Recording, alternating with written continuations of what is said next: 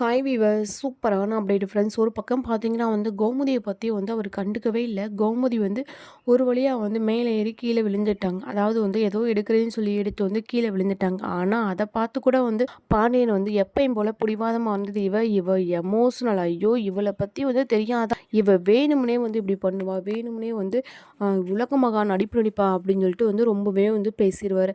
ஆனால் கோமதி ரொம்பவே இந்த கால் தடிக்கி விட்டு கீழே விழுந்துருவாங்க. அதை கூட கண்டுக்காமல் பாண்டியன் போயிடுவார்.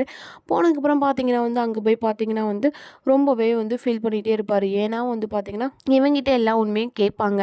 அதாவது பார்த்தீங்கன்னா சரவணன்ட்ட கேட்கும்போது சரவணன் இல்லைப்பா, எங்களுக்கு ஒரு நல்ல நட்பு தான்ப்பா இருக்குது. முன்னாடி நான் அதாவது தங்கமயிலுக்கு கல்யாணம் பண்ணிக்க முன்னாடி நானும் அஞ்சலியை லவ் பண்ணோம்ப்பா. ஆனால் தங்கமயிலை எப்போ நான் கல்யாணம் பண்ணணும் அப்போ தங்கமயிலுக்கு உண்மையாக இருக்கான்னு நினச்சேன்ப்பா. அது மட்டும் இல்லாமல் அவளுக்கு உண்மையாக தான்ப்பா இருந்தேன். என் வாழ்க்கையில் யாருமே இல்லைப்பா.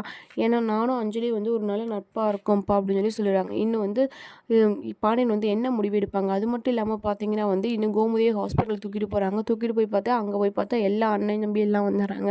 உனக்குலாம் கொஞ்சம் கூட அறிவே இல்லையா, வெக்கமே இல்லையா, எதுக்கு என் தங்கச்சி இப்படி கொடுமைப்படுத்துகிறா அப்படின்னு சொல்லிட்டு குடும்பத்தில் இருக்க எல்லா பேரும் சேர்ந்து பார்த்தீங்கன்னா பாண்டியனை கேட்க போகிறாங்க.